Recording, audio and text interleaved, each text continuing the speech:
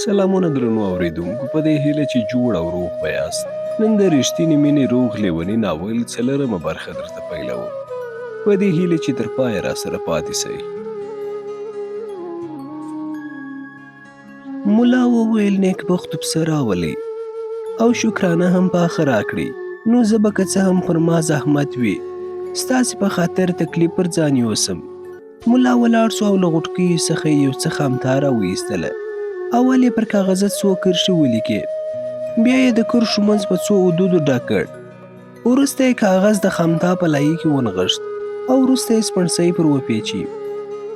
ملک او خدایمیر ته یې وویل ویې نیسئ.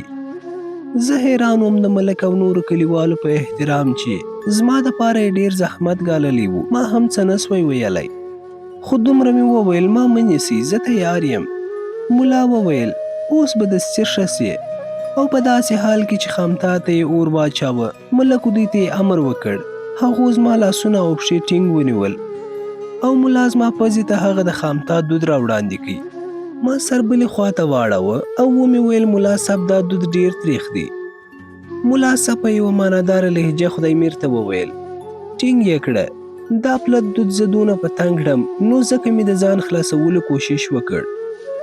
خلاصېده چیرې وه، نه مې چا نارو ته غوږ نیوی، نه مې چا لاس او پښې رایله کولې.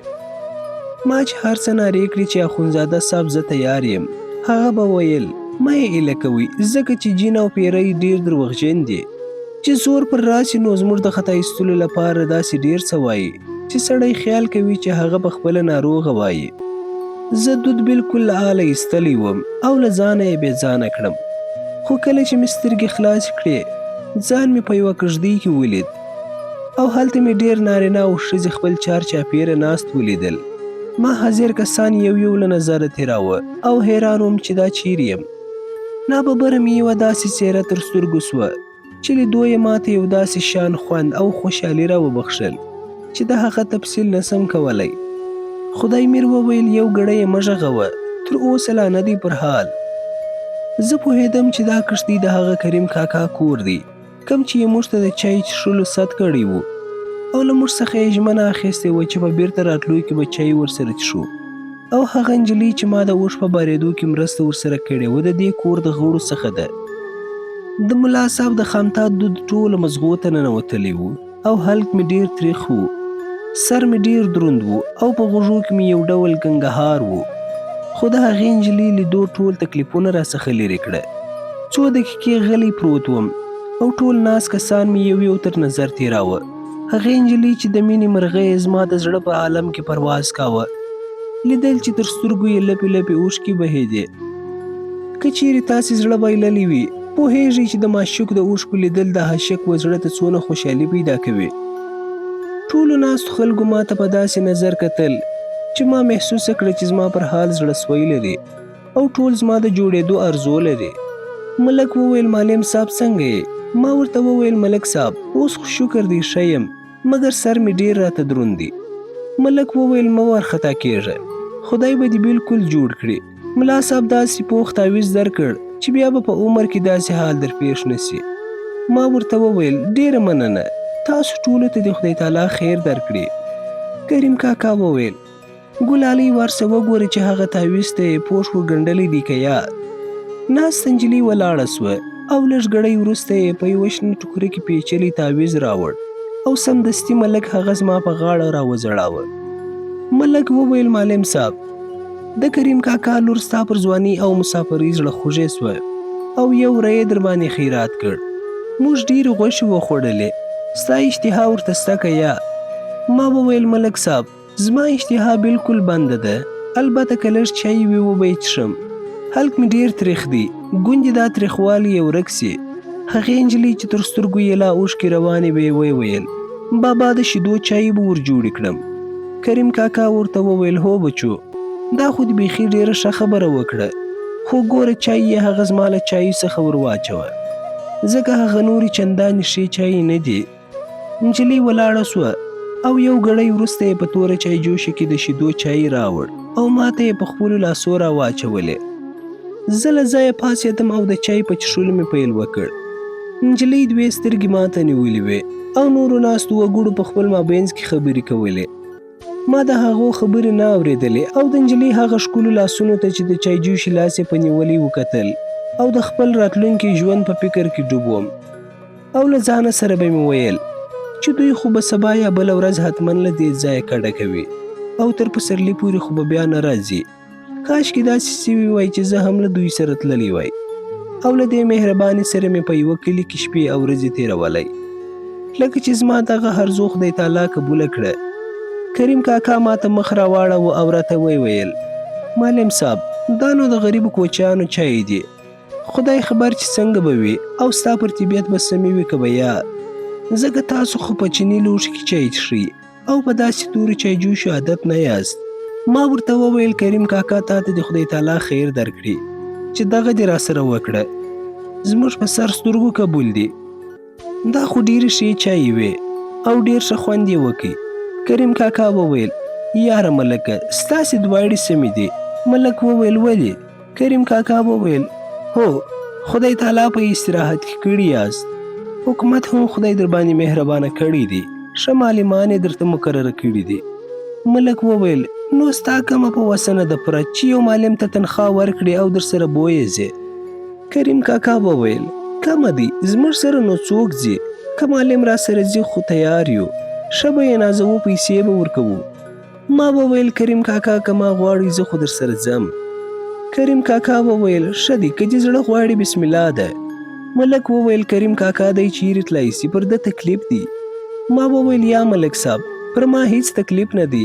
که زما په زړه خبر سي بیخي به ووایاست چې تللی سم او هیڅ تکلیف نه دی او زه داسې ژوند له خدایه غواړم. او کریم کاکا ته مې مخ ور واړوه. ورته ومې ویل چې زه به ستاسې سره ځم. د ښاري ژوند څخه په تنګ سوی یم مګر هو په دې شرط چې ستاسې هلکان سبق ووایي.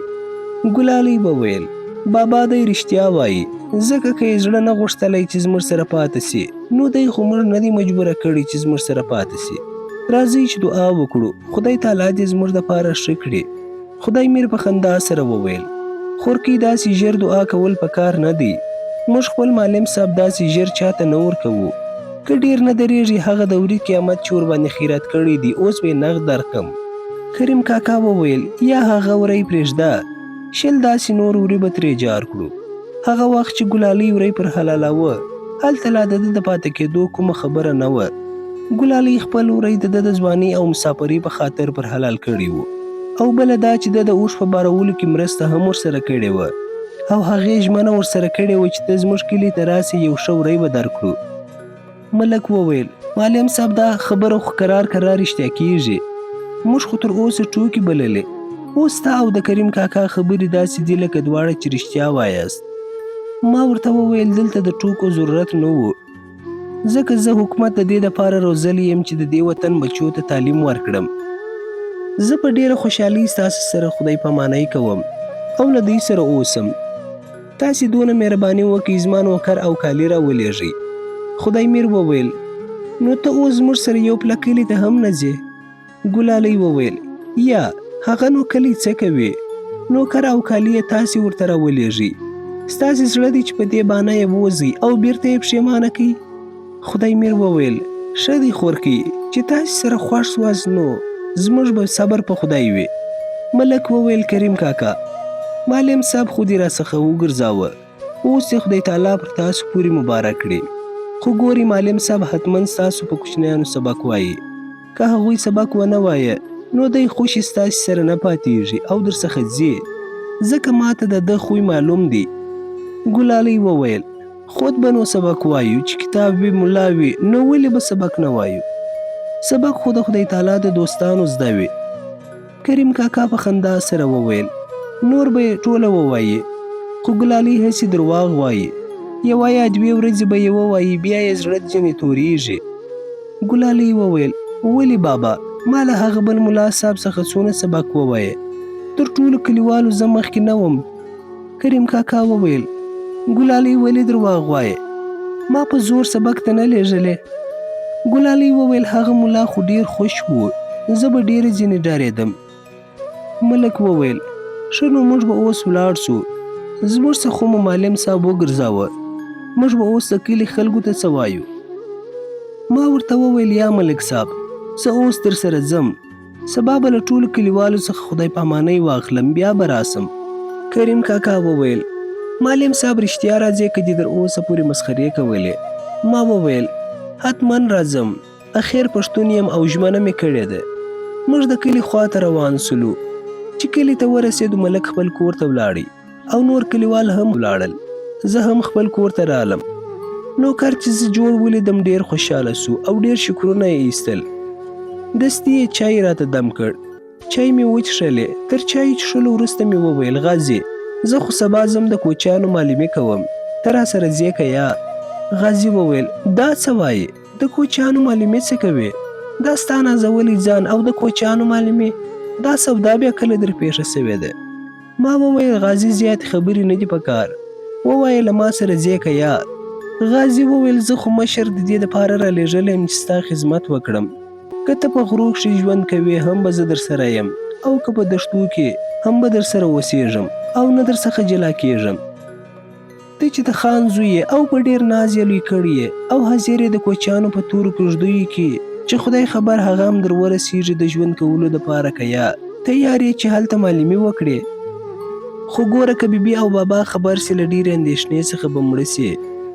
ما ورته وویل چې غازي ما د مخه هم درته وویل چې زیاتې خبرې پرېږده، سر له همدا اوسه تیاری ونیسه چې سبا تر لمانځه وروسته ځو. غازي وویل ښه دی باداره، په دواړو سترګو زه به کار سم کړم.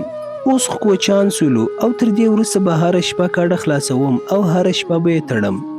او ګوره باداره دا خو به دې ورسره کړې وي چې زموږ د کالو دپاره اوښ یا کمبل شی راکوي او زما سره به د کالو په بارولو او خلاصولو کې مرسته کوي. ما وویل هو غازي څونه دې زده دي؟ غازي وویل باداره که خبرې کوم وایه خبرې دې ډېرې دي او که یې نه کوم وایه ګونګی خو به نه یې، خبرې وکړه. ما ورته وویل چې د خبرو هم خپل وخت وي، د سړي د غوږو خیرې مه باسه. غازي وویل ښه نو صاحبه اوس امر وکړي چې زه څه وکړم؟ ورته ومې ویل چې بې له بسترې نور ټول شیان ټول کړه او سره ویې تړه چې سبا ته حاضر وي. ګوره هغه اضافه شیان همدغلته پر ځای کښېږده، سبا به یې د اکرم مور ته ورکړو، د هغې به لا په ښه ورسي. غازي وویل یا باداره زه خپله یوه خاشه هم چاته نه پرېږدم، زه خپل ټول شیان وړم هلته به بیا چاته وایم چې نن دا راکړه سبا ها راکړه. ما ورته وویل یوازې هغه د ضرورت شیان راواخله چې پر خره بارېږي، نور ټول شیان برته پرېږده. غازي نور څه ویل خو ما په سترګو پوه کړ چې زیات څه مه وایه. هغه هم د خپلو کالو په ټولولو بوخت سو او زه له چای څښلو وروسته په بستره کې پرېوتم. خوب چیرې و؟ ټوله شپه په سودا را باندې تېره سوه. د سهار د لمانځه وخت چې ملک او څو تنه د کلي سپین ږیرې او د کریم کاکا یو سړی چې پر اوښ ورسره و راغلل. ملک صاحب وویل معلم صاحب ته باور وکړه چې ټوله شپه ستا د تګ سودا را سره وه او په سودا کې مې یو حقیقت چې ستا د تلو باعث دې معلوم کړ او دروازه وټکېده. کړپ د کریم کاکا سړی چې په تاب سې راغلی دی راغی. مسجد ته ولاړم او تر لمانځه وروسته مې دوی ته هم وویل راځئ چې ورسو معلم صاحب هم له موږ څخه ځي. دوی هم ډېر خواشیني سول او ټول راغلو. زه غواړم چې د وروستي پلا دپاره تا ته یو نصیحت وکړم او تا د دې خطرناکه سفر له پایلو څخه خبر کړم. ته ځوان یې، د دنیا سړې او تودې نه دي در باندې راغلې. د ځوانۍ خیالات او غوښتنې څونه چې ژر پیدا کېږي په هماغه شان ژر له منځه ځي. تا ته به دغه خپل عزم عاقلانه ښکاري خو ډېر ژر به وپوهېږې چې ستا دا اقدام عاقلانه نه و. معلم صاحب زه د ډېر عمر سړی یم او ډېرې سړې او تودې مې لیدلې دي، نو ځکه ډېرې تجربې لرم. ته باید زما د ومنې او له دغه سفر څخه صرف نظر وکړې. اوس به د کریم کاکا سړی رخصت کو. د ملک صاحب خبرې ډېرې پخې وې. نه پوهېږم چې ولې مې ورسره ښه کړه چې د کریم کاکا سړی دې اوس ولاړ سي او ورته ومې ویل که زما خوښه سوه بیا به درپسې درسم. او وروره کریم کاکا ته مې ډېر سلامونه ووایه او ورته ووایه چې زه اوس در تګ ته تیار نه یم. هغه سړي څه ویل غوښتل خو ملک ورته وویل نورې خبرې کول په کار نه دي، ته اوس ولاړ سه او زما سلام هم کریم کاکا ته ورسوه. سړی ولاړ سو او ما ورته کتل چې خپل اوښ یې تر مهار ونیوی او تر کوڅې ووتی. یو ګړی په ټوله خونه کې سکوت موجود و او د هیچ چا تر خولې خبره نه وتل. لږ ګړی وروسته د کلي نور خلک پاڅېدل، یوازې ملک پاته سو. چې خلک ولاړه ملک غازي ته وویل غازي ګله ته هم یو ګړی د باندې ووځه، زه د معلم صاحب سره یو څو خبرې کوم. غازي هم ولاړ سو. ملک کرار را ولاړ سو او په داسې حال کې چې پر تندي یې خولې راماتې وي په ډېر زړه سواندي اواز یې راته وویل معلم صاحب د دې سببه چې زما نصیحت یې وماني ستا څخه مننه کوم. ما هیڅ ونه ویل او غلی ناست وم. درنو دوستانو څلرمه برخه هم همدلته پای ته رسیږي. په دې هیله چې د خوښې وړ مو ګرځېدلې وي. تر پنځمې برخې د الله په امان.